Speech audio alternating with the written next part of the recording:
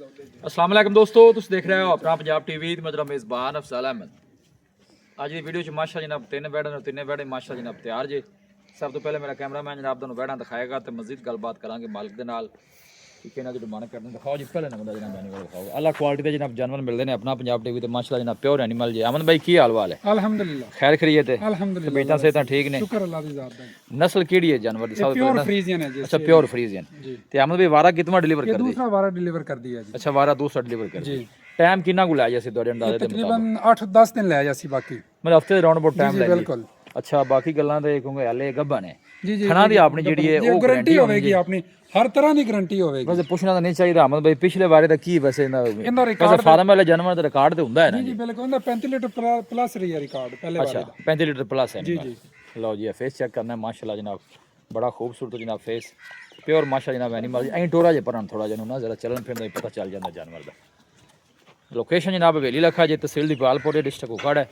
अमन भाई जी की मोल करदे पे जिंदा? इंदी भाईजान डिमांड बिल्कुल मकबूल कर रहे हैं 9 बा लाख यस नो वाली कौन पता है कि आपने जी वीडियो नमैशी हुंदी नहीं बेचने वाले जानवर अपन लाई देने जी। जी ते यस नो वाला रेट जेड़ा है वो यस दसो। 9,60,000 बस। 9,60,000 जी थोड़ी बहुत ही कोई किराया बाड़े जी मोहब्बत प्यार होएगी? बहुत प्यार मोहब्बत हो जासी, ज्यादा नहीं।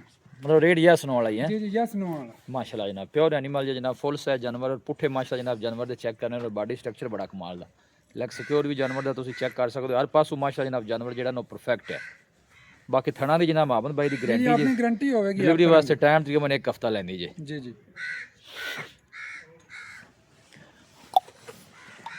हाले करमल ना हुन आर्डर बनाना शुरू किया है, देखो माशाल्लाह। मैं ले चलो लियाओ बैड नंबर 2 लियाओ।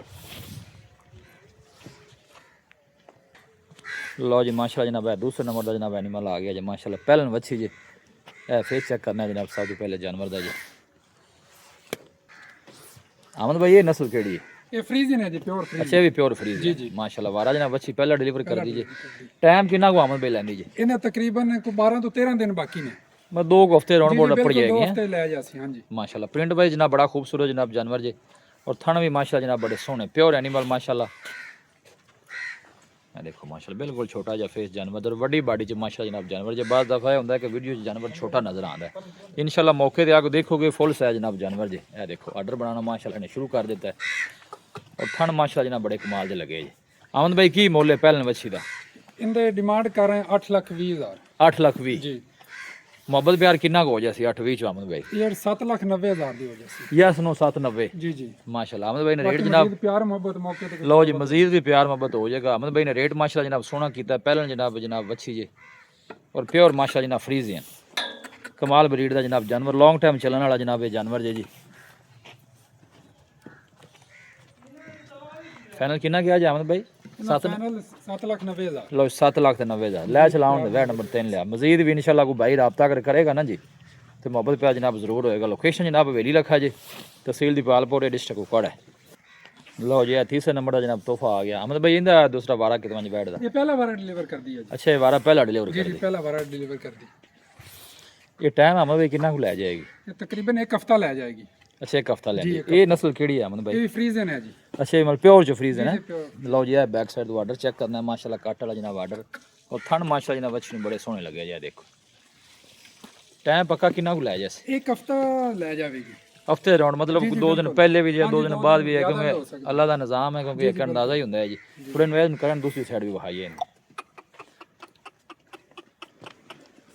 लो जी बैक साइड तो ऑर्डर चेक करना है माशाल्लाह जनाब, खूबसूरत जनाब ऑर्डर जानवर दे थन बड़े माशाल्लाह जनाब सोहने। प्रिंट भाई जनाब बड़ा लाजवाब जानवर जी। अहमद भाई की मोल है इस बच्ची का? इन्हें मुल कर रहे हैं 7,80,000। 7,80,000 जी ये बच्ची फाइनल किन्ने की दे ये देनी? फाइनल 7,60,000 दी।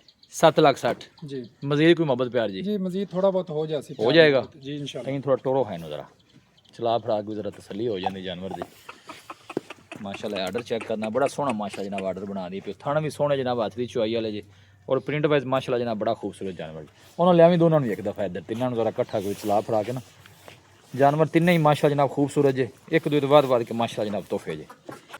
लो जी तिन्ने जनाब जानवर तुहानू मजीद भी चला फड़ा के जनाब है 2 माशाल्लाह जनाब पहला जे, एक दा माशाल्लाह जनाब दूसरा बार है, ए दोवें बच्चे माशाल्लाह जनाब पहला जी। इस पासे है जी। लोकेशन एक दफ़ा दोस्तों ने फिर शेयर कर देना जनाब, तहसील दी पालपुर डिस्ट्रिक्ट कुकड़ है। ਸਿਟੀ ਜਿਹੜੀ ਜਨਾਬ ਉਹ ਵੇਲੀ ਲੱਖਾ ਜੇ ਵੇਲੀ ਲੱਖਾ ਤੋਂ ਜਨਾਬ 4-5 ਕਿਲੋਮੀਟਰ ਦਾ ਜਨਾਬ ਸਫ਼ਰ ਜੇ ਇਹਦਾ ਮਾਸ਼ਾਅੱਲਾ ਜਨਾਬ ਦੂਸਰਾ ਵਾਰ ਹੈ ਪਿਓਰ ਮਾਸ਼ਾਅੱਲਾ ਜਨਾਬ ਐਨੀਮਲ ਜੇ ਜਨਾਬ ਤਿੰਨੇ ਹੀ ਦੇਖੋ ਮਾਸ਼ਾਅੱਲਾ